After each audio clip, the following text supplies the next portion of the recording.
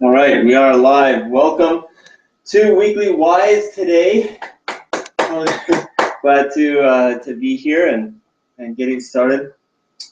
Weekly Wise, for if you're new and haven't heard about it, we started this about 6 months ago as a means to allow people who have a message to share, to get a stage to share it and get their feet wet and get their message out, and have a safe, comfortable stage to do that. And today I'm excited to be introducing in a moment my brother-in-law, Ryan Armstrong. Before I do, I'll tell you a little more about who we are and what we're doing here. So Weekly Wise had a few different purposes as we got started. As mentioned, to give people that stage to share what they love, what they're passionate about, and what drives them, what they believe in so much that they would want to get up and stand in front of people and tell them about it. And also along with that is we, some time ago, back in April, sponsored Ben & Jerry's Free Cone Day here for Utah, and had a lot of fun doing it, and ended up with a whole bunch of extra ice cream left over. So we have a whole lot of Ben & Jerry's, and I'm happy to eat it all myself, don't get me wrong, but we thought it would be good to continue sharing it and figure out what's a good way to do that.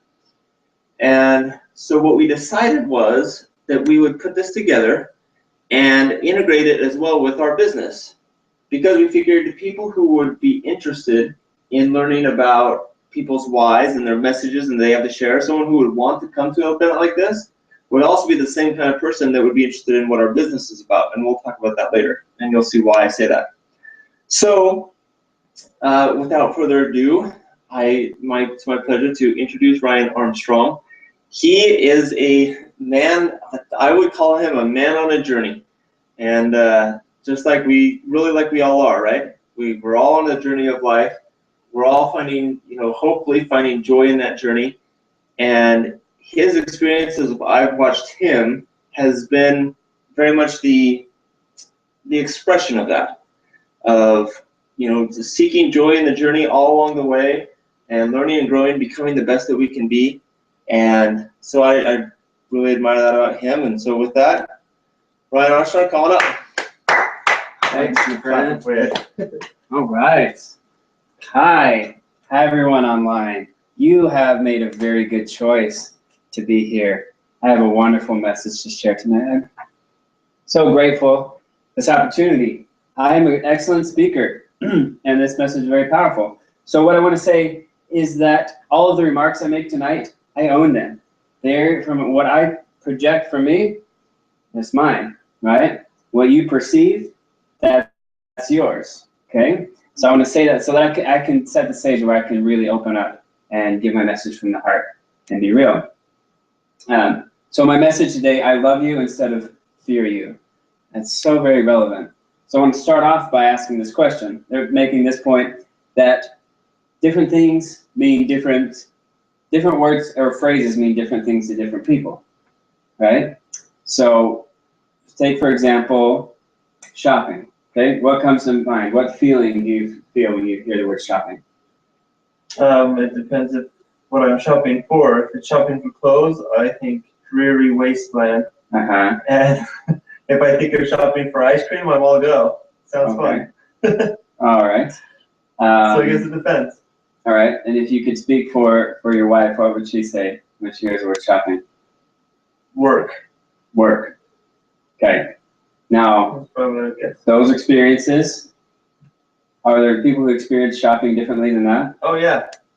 Okay, so my aunt, she's gotten a lot better at this, but she's had to really discipline herself when she's at a store to tell herself it's time to go home now, because she wants to look at see what the designs are, see what the different sizes are, what could it be like, who might I give it to, what would they respond with, how would it look like on them, or what could I do with this, or what the prices are, where does these clothes come from, where are they made, and it's like sucking her in, right? A different experience for different people. Some people, shopping is, oh, I need something, I'm gonna go find it in the price range that I want and buy it down. Go there, buy it down. Some people, it's this adventure. For you, it says a dreary wasteland. That's some pretty descriptive language. Thank you. We're close. Yeah. Yeah, it's. Well,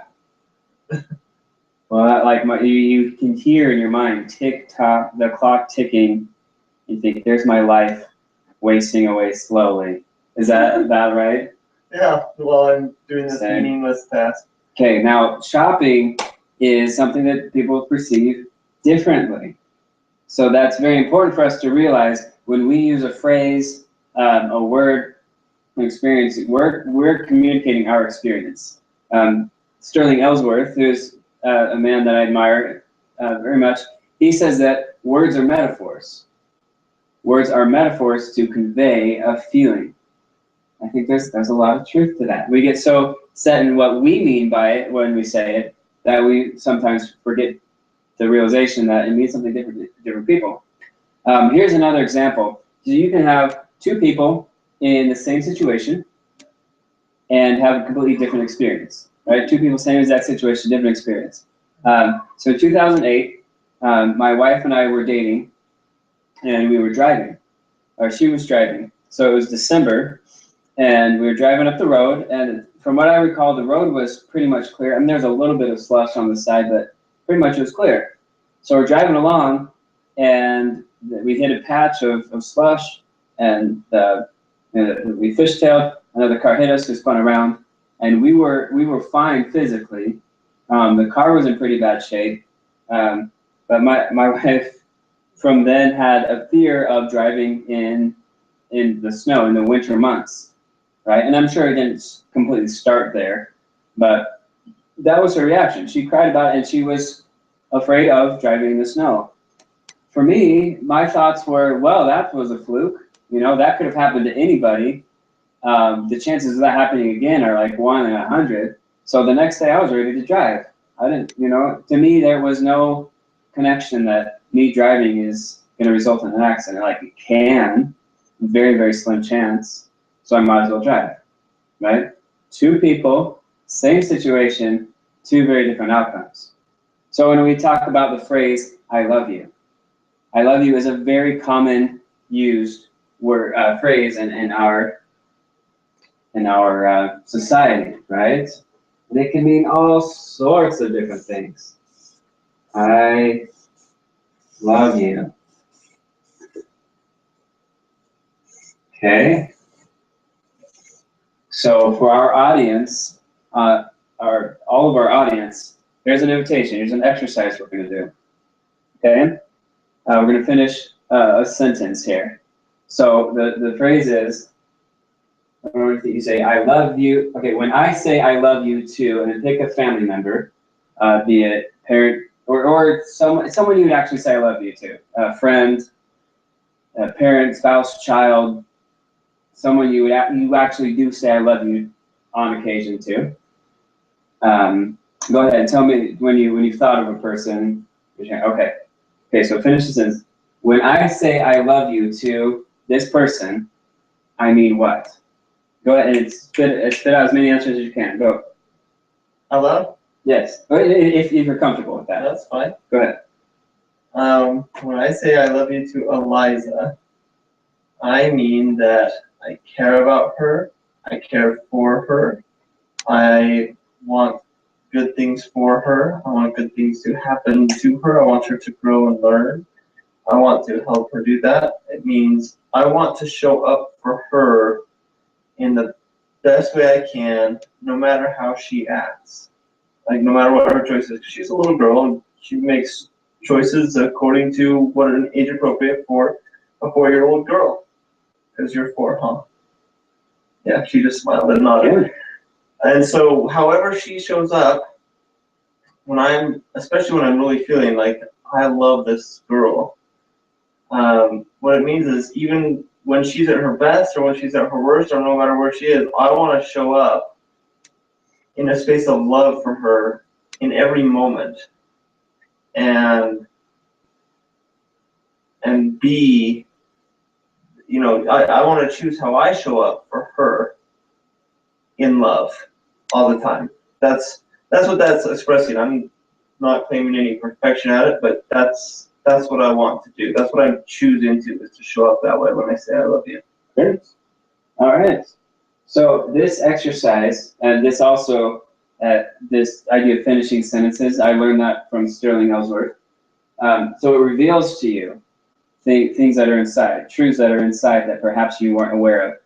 If you're aware of on a subconscious level, but you bring it up to your awareness. So now, with all of that you said, can you intentionally, consciously own what you said, and continue, to perpetuate that and solidify and magnify that and use it to better your relationship with your daughter? Yeah, expressing it like that helps me be more conscious of it, so it can be more deliberate. I can be more deliberate about it. Yeah. Good. So, very good. Now, many people will have different experiences when they say "I love you." So here's some of the suggestions, ideas that I have. Why do some people say "I love you"? And for me, it varies. Sometimes my motives are pure, and sometimes they're less than pure. But sometimes what I mean when I say "I love you" is I sincerely desire your happiness. I sincerely desire to do whatever I can to contribute to your happiness. It also can mean you've been talking at me for a long time, and I'm thinking if I say "I love you," then you might stop talking. It also can mean I'm feeling guilty and ashamed, and I'm feeling less than. So to cover that up, I'm going to say something. I'm going to say the right thing and say "I love you," right? Or maybe I have resentment for you that I don't want to deal with. So I'm going to say a cover up. I'm going to say "I love you." Okay. Maybe "I love you" means you have something. You give me something that I want. And I'm excited about getting that from you. So I love you, right? It can mean, it can mean that I desire the very best for you. All those things. Wouldn't you agree that that can be the reason why someone would use that phrase? Okay. So my hypothesis today. Let me see my notes if I'm. Oh yes. So I believe very, very, very much in self-introspection, in gaining insight into oneself. Socrates said, "Man, know thyself."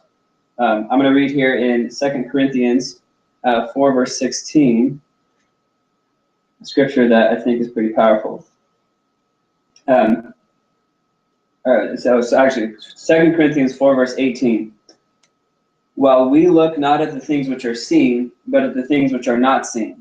For the things which are seen are temporal, but the things which are not seen are eternal."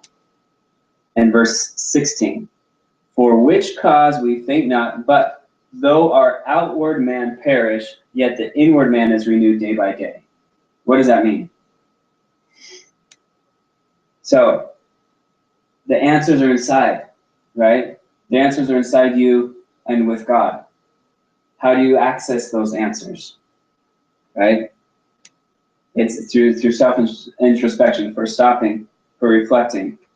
And so a lot of the cares, what we hear, the fear of men or the cares of the world, people are trying to get their internal needs met through external things, right? I want to use my status, my position, my influence to fill a void inside, emotional void inside, right? That's what Paul means. That's my interpretation. Is the outward man perish. I lose, as I take care of myself inside, I lose my attachment to my status. And so when I serve in that capacity, it's a free gift. It flows freely.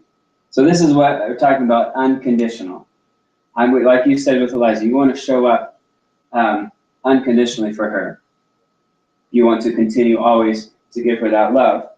So with that, I'm going to make a hypothesis. Well, no, okay, I'll back up. Ways to say I love you. So things I've wanted to become conscious, right? I want to become when I use this phrase, I want to use it on purpose. I want to use it consciously. I want to say it with deep sincerity of my heart. Full genuineness. I love you. I love you, man. You are my friend. I care about your well-being. You matter to me. And so I've carefully worded that sometimes. Sometimes I'll say to my wife, I present to you my heart. No, by my own free choice, I give to you my heart exactly as I am right now in this moment. To you exactly as you are right now in this moment. And I don't expect anything in return. One time I told Melissa that. She said, why don't you just say I love you? And another thing sometimes I say is, in this moment, with the present capacity that I have to love, I love you. And my hope is that tomorrow I will have increased my capacity to love. And when I say I love you tomorrow, it will be even more depth, even more deep, it'll be more sincere. And that's not going to stop me from saying I love you right now in the moment with everything that I have now. That's exciting. I'm telling you, this is a dynamic phrase. Dynamic. It grows, it fluctuates, just like we do. Hopefully it matures and it gets purified over time. It's a dynamic phrase. So here's my assertion. I assert, Ryan Armstrong, the emissary of empowerment, assert that any negative emotion that we feel towards another person is rooted in fear. We fear that person. It's a fear inside of us that we've projected onto that person. Any negative emotion is rooted in fear. So, and is contrary to a genuine, unconditional love. Okay, let's give some examples. Okay, and I'm going to share a little bit of my personal self-discovery, because these things on the surface, a lot of people truly believe, this person is a jerk, this person is annoying, right? And they leave it at that. They don't question that. They don't question and say, why do I feel annoyed in relation to this person? That's a powerful question. So for me, if I resent someone, I looked in and I found the answer to this. It's because they're not giving me what I feel entitled to. Why do I feel entitled to it? Because I don't think I have it within me. It's outside of me. And why is that person, how did I decide that this person is required to give me that? Well, because I've done this, this, and this to maintain this relationship, and that is the role of that person in that relationship, to give me this. And they don't consistently do it, therefore I resent them. Where's the fear? Did you hear the fear in that? The fear is, I can't provide my own security for myself. I am incapable of feeling fully satisfied in and of myself. That's a fear. So I select someone and I put on them that expectation, and then I feel entitled to it, right? Because I'm entitled because I don't have it. And that person doesn't give it, therefore I resent you. It's rooted in fear. And the interesting if ever you recognize you feel entitled to something, that whole energy of entitlement, really what you're entitling yourself to is to pain and suffering. That's what it is, right? Yes. Okay, here's another example. You disgust me. I'm not saying that to the audience. I'm saying as an example. Because I imagine that most everyone listening in some circumstance has seen someone and felt disgust for that person, right? So for me, I am disgusted by, and I went ahead and finished these sentences, and what came up was that I'm disgusted by people who don't live up to my standards. And when I heard that, I thought, well, okay, what do I do with that? Why is it so important to me that other people live up to my standards? And I dug deep into that and answered these questions. It's so important to me because I feel rejected by my peers, and therefore I need to buy my love from authority figures. Whoever, and the thing is, we assign that role to other people. Sometimes it's our parents. It could be a spiritual figure. It could be your boss, or perhaps your coworker that hates the boss. because you want to be in cohorts with them. So for me, an authority figure that sets out standards, if I can meet those standards, then I can buy the love that I don't have from them. And I see someone else who's not living up to those standards, I feel threatened. There's a fear. I feel threatened because if I feel okay about you, how your choices you're making, that jeopardizes my standing with authority figures and therefore can cost me my value, the love that I'm buying through the standards. So that means I need to resent you because I need to repulse you, anyone who doesn't meet up to my standards, because I'm sincerely threatened by this. I'm scared.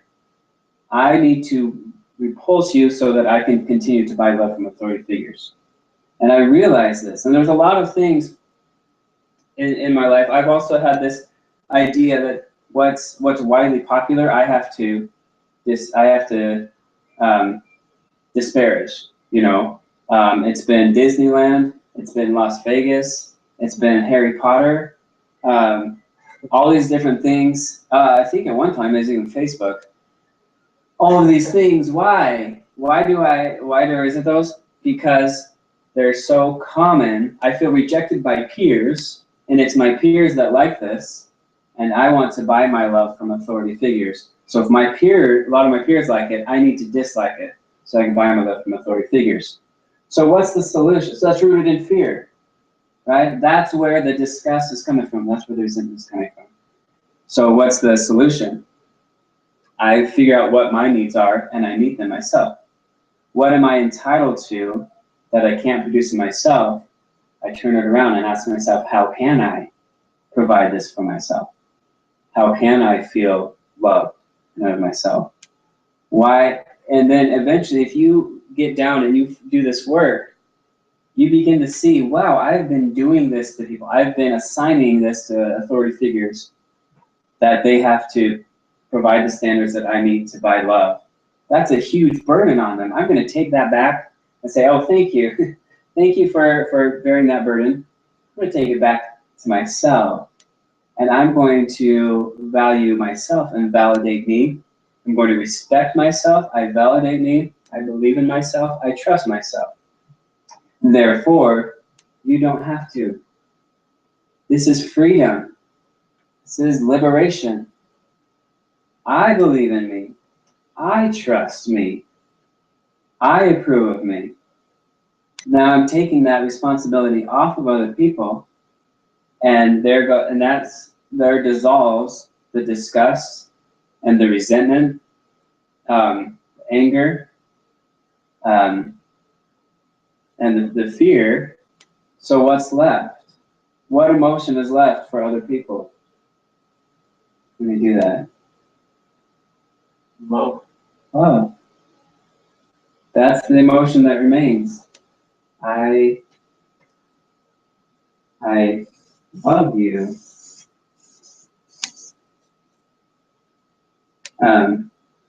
Love instead, I probably can't see this on the computer, but you can feel it in your hearts. Love instead of fear. Okay? I love you instead of fear you. Now I have love. I have unconditional love for everyone, and you cannot threaten me, right? I'm not saying that some people do try to threaten you, but the people you feel threatened by, you're doing that to yourself. I'm not threatened by you. I only love you. I take care of myself. What else was I going to say? Yes, I validate, respect, appreciate, trust me. Oh yes, some of the most powerful things, and what I'm going to say in a little bit might just explode over Facebook. I mean, this is a catchphrase that I think a lot of people are going to pick up on. So, I love Brene Brown. Brene Brown fans, Eliza? Brene Brown. She might be asleep. She is a powerful speaker and a powerful advocate for being real, for being genuine, sincere. So she said in her talk, it's not the critic who counts. She said in there, people say this, I don't care what other people think. She says that whole idea is its own kind of hustle. It's its own prison. Because we as human beings are made to connect with each other, to bond, to grow. As we bond together, we both are uplifted by that experience. And I've heard that phrase many times, it's good to not care what people think. I've always had a hard time with that, because it sounded callous and cold-hearted.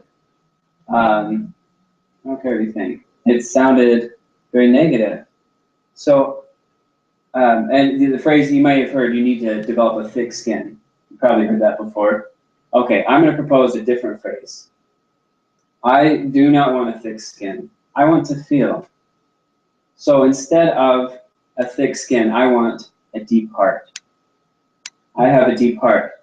Therefore, you come however you want to show up. And I, with my deep heart, I can receive whatever it is, and my capacity to love is so deep that there's room for your pain. And there's still plenty of love and security within me and love for you as well. There's room in here for your pain. That is, if you're coming at me with that. And I understand anyone who comes at me in any negative way, of course, I'm a work in progress too, right? Developing these things I'm teaching. If anyone comes in a negative way, what they're really saying is, I'm hurting inside. And I look at that person and say, you are my brother, you are my sister. There's room for your pain in my heart, and there's also plenty of love too. Imagine that. Can you feel that freedom and liberation? So why do I care what other people think? There are 3 reasons. There are 3 powerful reasons why I care what other people think. First reason is that in your feedback for me, there might be something very valuable for me. There might be some wisdom that I can use to better myself. So I welcome your feedback. Maybe what you have to say won't really apply, and I'll dismiss it. I won't dismiss you. So your feedback is welcome because it might elevate me. The second reason why I care what you think is because what you think about me greatly affects your happiness and your well-being, as long as we're interacting. And I care about you. I want your happiness. So therefore, I care what you think. The third reason is that if you are willing, what you think about me, we together can use that to connect and to bond. So whatever it is, if it's positive, you feeling so grateful that I'm in your life, then if you're willing, we can use that and connect. If you're feeling like I'm trying to be superior and show you up, or maybe if you feel whatever, you feel like I am letting you down in some way. You feel like that I have a beautiful gift and I'm blessing the world, and you're so grateful for that. Whatever it is you bring, if you're willing, we can use that to connect. Now if you're wanting to just yell at me, that's fine. That's your yelling. It's not my yelling. So that's the third. Those are the 3 reasons that I love you instead of fear you. I do not know how much time we've been using. You know what time it is? You have the clock right there. Well, I think I'm almost done. So I just want to emphasize my dedication. This is an excellent opportunity. Anyone who hears my voice can hold me accountable. I dedicate myself to unconditional love. I dedicate myself to taking ownership of any negative emotion I feel towards someone, or any positive emotion I feel towards anyone.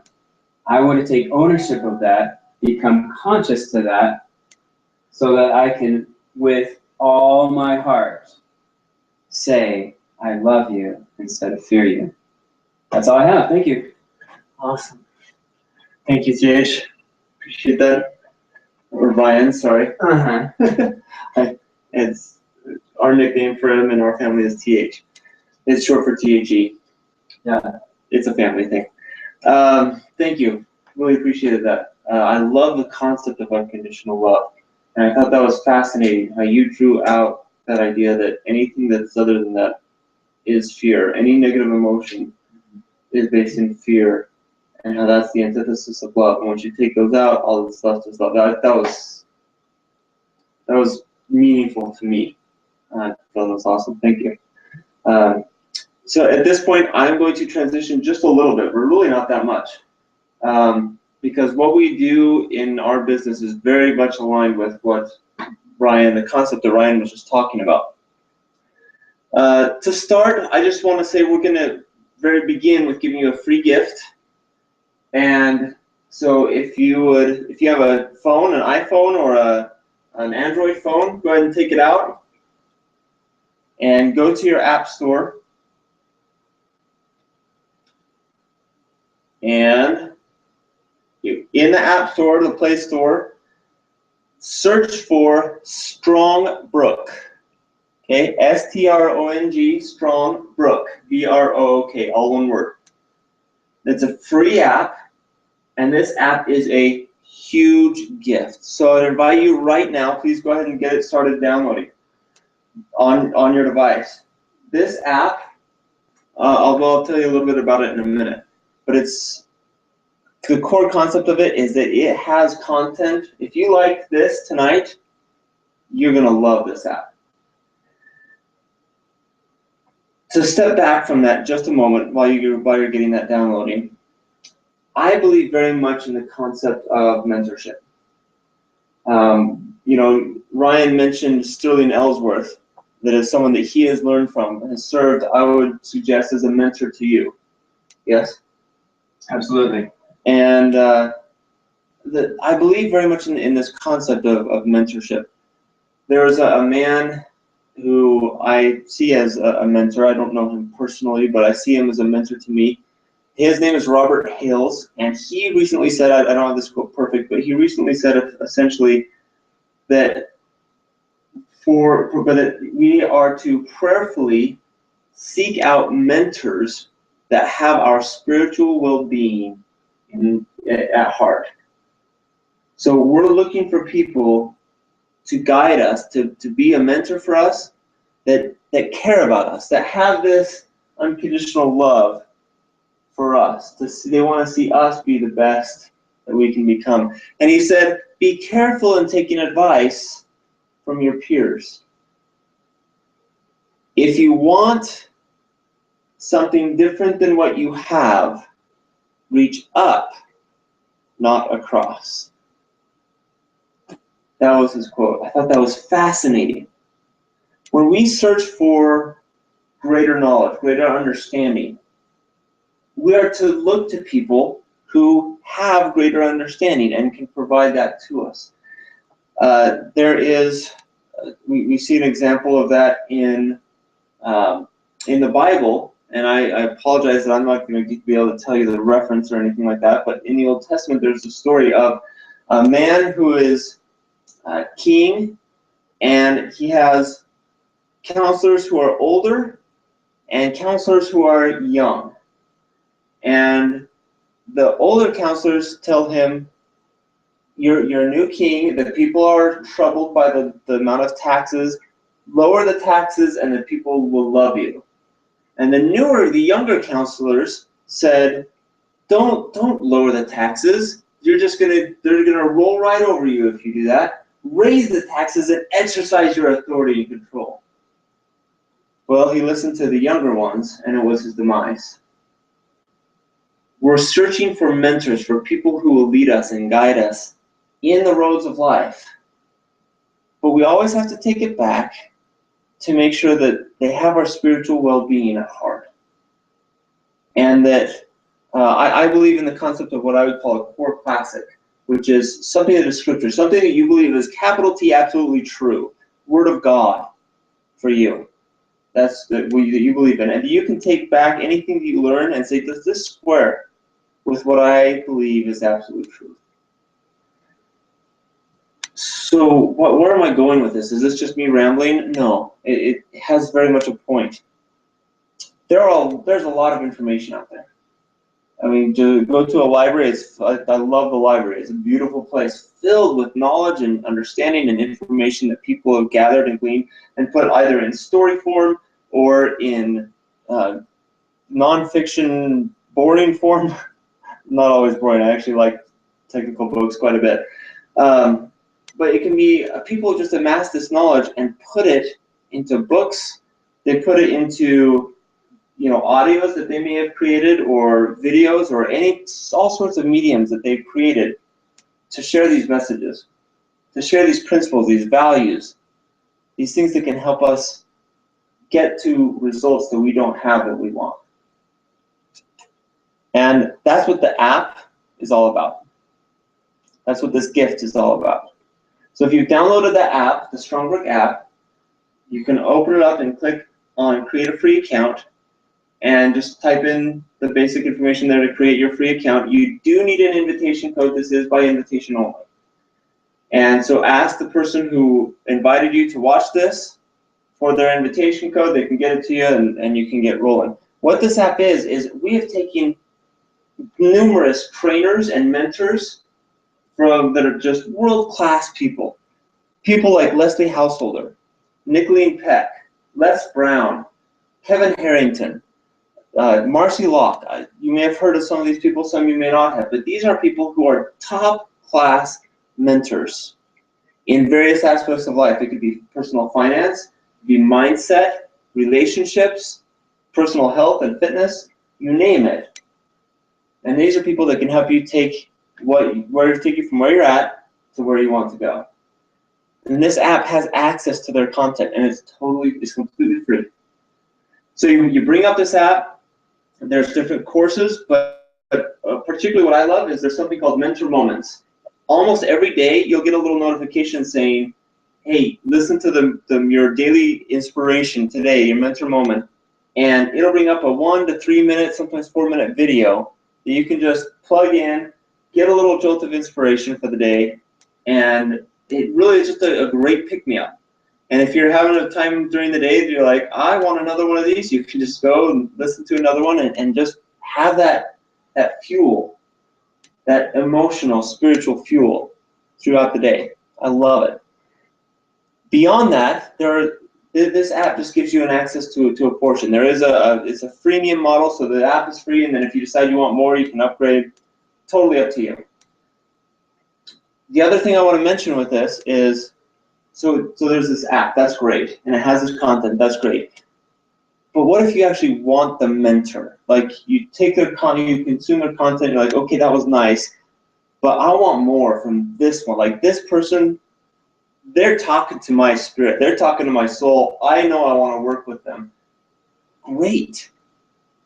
We have access to allow you to connect with these mentors, connect with them and invest with them. Invest your time, invest your energy, invest your money to work with these people and their programs that they've created that resonates with you. You get to pick, you get to choose.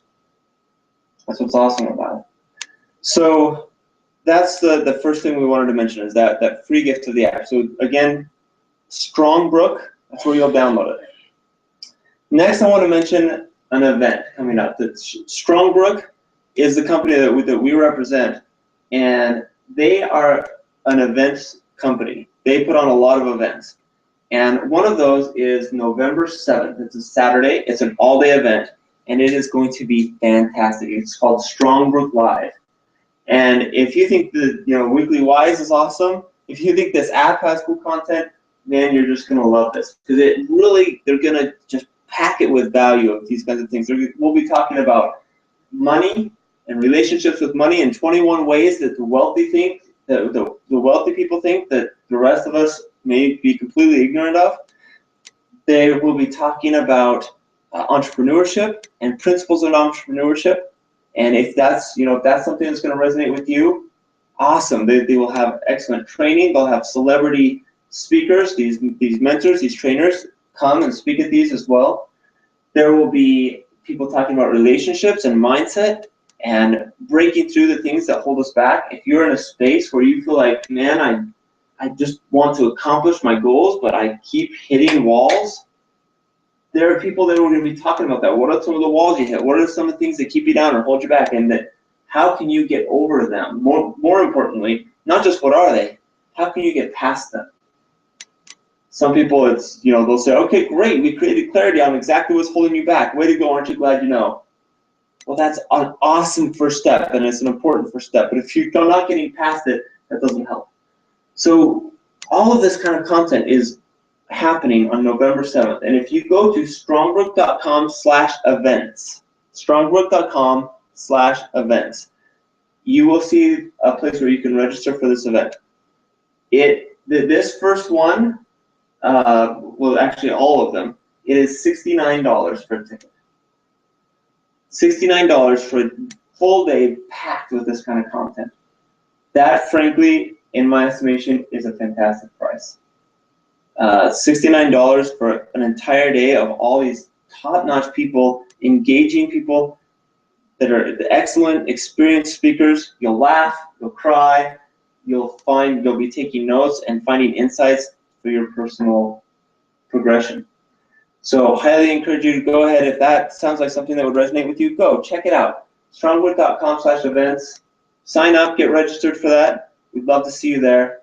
And definitely get that app and get it going. And so thank you much. We have now transitioning to the last phase of our weekly whys. One thing that we love to do is Ben & Jerry's ice cream. As I mentioned at the beginning, we have a lot of it left over. And so what we do at the end of each one is we do a little unboxing. Kind of like, sounds great. So we like to just show you some ice cream here, because if you come visit us live, there's some chocolate chip cookie dough. We have a whole bunch of Ben & Jerry's ice cream for you. Come enjoy. This one's going to be for Ryan Armstrong. Oh, you got one. You already ate out of this one? No. So you can see some yummy goodness there. That is for you. Thank you. Thank you much. Thank you for joining us. Next week, we will be here having our weekly whys, 8 o'clock. And next week, Care Brand is in 2 weeks. Yeah, next week is Heidi Totten. Thank you. Heidi Totten. You do not want to miss Heidi Totten. You don't want to miss Cara Brandt either. Especially if you like homeschool. If you like homeschooling, Heidi Totten is awesome. I don't know if she'll be talking about that, though. Oh, okay. Heidi Totten is someone who has created a lot of things in Africa. She is an authorized Ideal Life Vision, certified Ideal Life Vision coach to help you create the ideal life that you want to create. And she does a lot of humanitarian work in Africa. And they're actually working on raising money right now with a group called Humanitarian 100, I believe is what it's called, to purchase cows for families in Africa. And one cow for a family in Africa, that's a business. That takes the family from poverty to having their own business and providing income for them, because they can use the milk, they can, I don't know all the details, but they're able to use that cow and really create a business for the family to bring them out of poverty. It's an awesome system they have going. So hope to see you next week. And with that, can I plug my book? Sure. I meant to do that. I'm writing a book. It is called From Suffering to Wholeness: Transform Your Pain into Your Glory. I'm very passionate about it. And if you have interest in that book, then please contact either on this Facebook page or find me on Facebook. So awesome. Yeah. Thanks, Ray. Have a good week.